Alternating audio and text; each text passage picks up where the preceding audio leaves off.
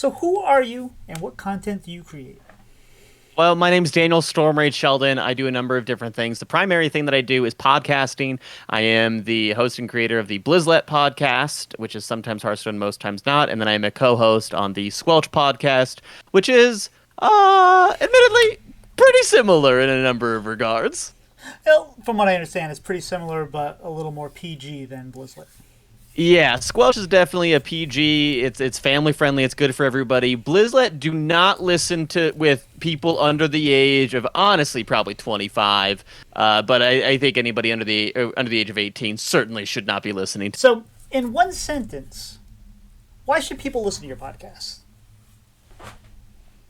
Because Hearthstone is supposed to be fun, and I think a lot of people forget that, and we try to bring some humor back into the game. What's your history in gaming? I've been gaming since I was a very little kid. I started playing specifically Blizzard games back in 1998 when my babysitter showed me StarCraft and StarCraft Brood War. And I would just sit there for hours watching him play game after game after game. And ever since then, I was hooked onto Blizzard games. And so went to StarCraft, into Warcraft 3, then when World of Warcraft came out. I've always been a massive fan of pretty much everything that Blizzard has done. And then when Hearthstone came out, I started playing Hearthstone probably about a year or two in. I think the first expansion that I remember really getting into was League of Explorers. And it took me a pretty absurd amount of time to realize that if you ever wanted Reno to work every single time, you could just build a deck that didn't have any copies. In my brain, I was like, you just always put two copies of every card into the deck, and then you hope that by the time you draw Reno, you're down to only a few cards. So let me ask you this. Why did you start podcasting? And in particular, why did you start podcasting about Hearthstone? So this actually goes back to a class that I took back in grad school. I graduated with my master's in communication, specifically in strategic corporate communication as it relates to gender in video games. And in one of the courses I was taking, we had to create a niche. And I was really interested in Blizzard games at the time. There was a classmate that was also really interested, so we paired up. We were like, great. She was going to do Overwatch and talk about Overwatch, and I was going to talk about Hearthstone, and we were going to kind of build this brand called Blizzlet.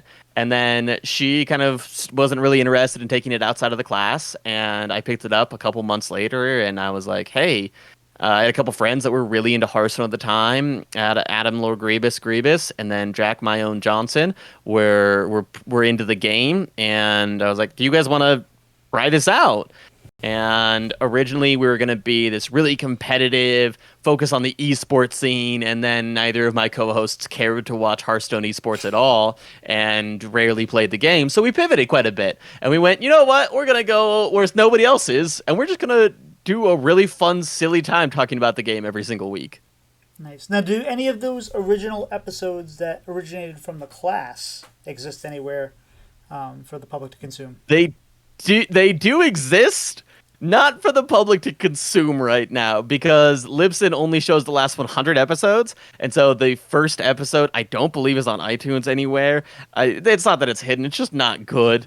Like those first couple episodes were just objectively bad podcasts. I think it took us until like episode 30 before it was even listenable, and then it wasn't good for another 20 or so episodes. So it took us a while to find our groove and to actually make a decent podcast.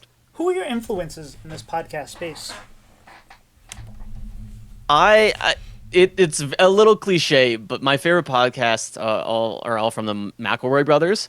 And so the Adventure Zone, my brother and me, they're just iconic, and they do such a good job of having these goofs. Again, they're vulgar goofs, but they are goofs that are welcoming of everybody, and they do a very good job of making sure, hey, everybody's welcome in this space. We don't care who you are, where you come from. You're all welcome as long as you're kind of welcoming of one another.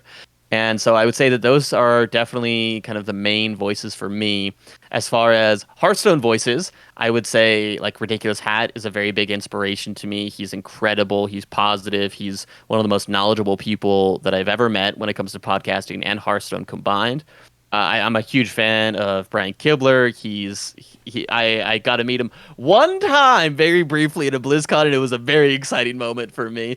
And so some just really incredible people out there, and all of whom again are very positive, very welcoming, and wanting to make sure that they use their platform for positive change. Or what do you do for a living, and how does that maybe affect your podcast? So I teach at my local university, and I teach mostly public speaking, but I also teach a freshman orientation class. Then I also teach students how to podcast, and so that has kind of evolved a little bit. And I love it. I'm very lucky in that I get to kind of practice what I preach, where I talk about public speaking, and then you know what? I get to go home and I work on public speaking. I also have a theater background, so I use that all the time. But I think a lot of it is just that a lot of what I teach and a lot of what I want to teach in the future has to do with how we tell stories in different mediums, whether it's podcasting, whether it's screenwriting, whether it's video games. I think the way in which we tell stories really can make an impact.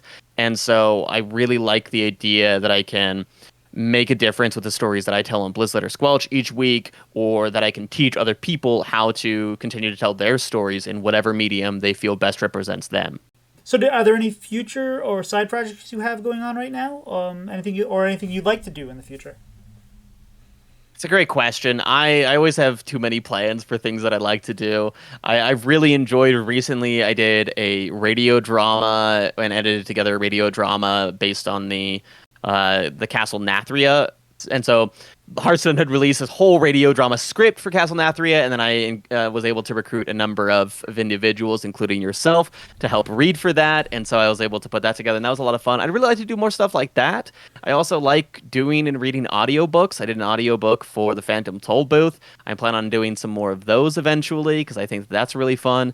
And then I also am really involved in my local community theater scene, and so right now I'm in a scene or in a show, and then I'm also doing improv comedy every single week. And so I'm constantly busy. And then I'm also a writer. I write for BlizzPro on occasion. And I also have written a screenplay that I hope to edit and get published one day. And so the answer is a lot. The answer is a lot of stuff.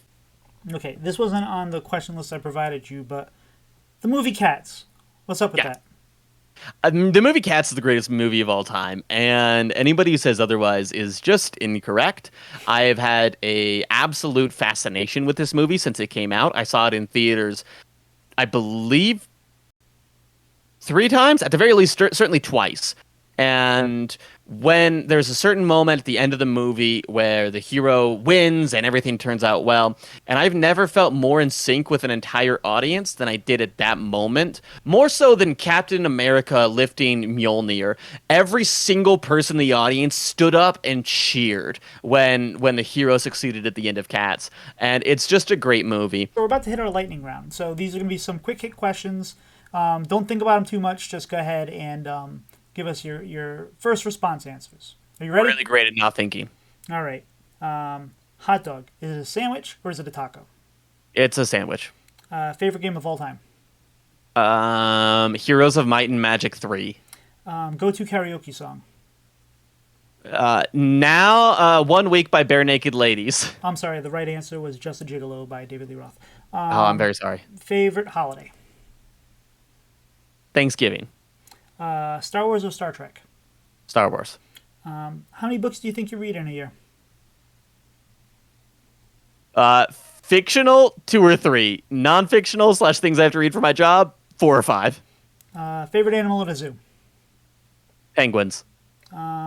Favorite battleground hero? AFK. Favorite class in standard? Demon Hunter. Squelch or Blizzlet? Blizzlet. Popcorn or kettle corn? Popcorn. Favorite anime? Full Metal Alchemist.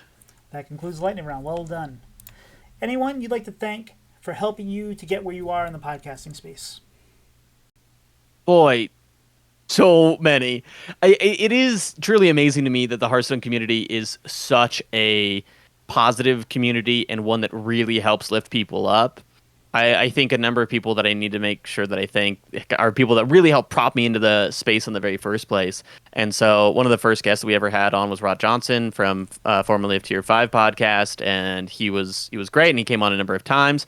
After that, we've had Ridiculous Hat on a number of times, and Ridiculous Hat has helped me out in so many ways beyond just coming on the podcast. He's helped me with promotion things. He's helped me with like personal things. He's helped me with editing things. It's Ridiculous Hat is truly a man of many hats, and people like Blister Guy have come on and helped promote a show and been really enjoyed. Of course, every patron on Blizzet is wonderful, and it's truly incredible. One of our sponsors, Stephen Moldenhauer, his album Choices, Chances of Better Weather is available on Spotify, has been supporting the show for years, and it's incredible. And then I think somebody that is genuinely a very good friend of mine is Deck Tech, and Deck Tech has been very supportive and just a really good friend. And then, of course, lastly, I need to thank all my wonderful co-hosts without whom I literally wouldn't be doing what I am. So Eve and Ted on Blizzlet have been wonderful, and then Lord Grievous and Jack, originally from Blizzlet. And then Enthrallment and Dano and Matt are all wonderful, incredible people over at Squelch, and they're just delights. And that's not even everybody. There's so many more people that I should thank. And Tito, I know you have been our perpetual hype man, and I appreciate that. And so there's just a lot of people that have really helped make Blizzlet and Squelch the podcast that they are. So now we'll go back to that first question. In as many words as you want, why should people listen to your podcast or consume all your content? I think if you're ever looking for something of a break from the serious side of Hearthstone, both of the podcasts are wonderful. And they are three truly good friends. I would say that I'm honestly very good friends with every single one of my co-hosts outside in the real world, and we goof and we chat, and I think they're all very funny people. And so if ever you're needing a break from the seriousness of so many things, from the exhaustion that is a lot of the real world, and maybe you're frustrated with the meta, maybe you're frustrated with the game as a whole, we will find a way to make you laugh about it. We'll find ways to divert your attention and to give you some moments of joy and a moment of relaxation as you can remember, oh yeah, this is a game, and it's supposed to be fun. Daniel, thank you for joining us, and we'll see you around the hearth. Hey, you stole that one. That was mine. Also, goodbye. Thank you.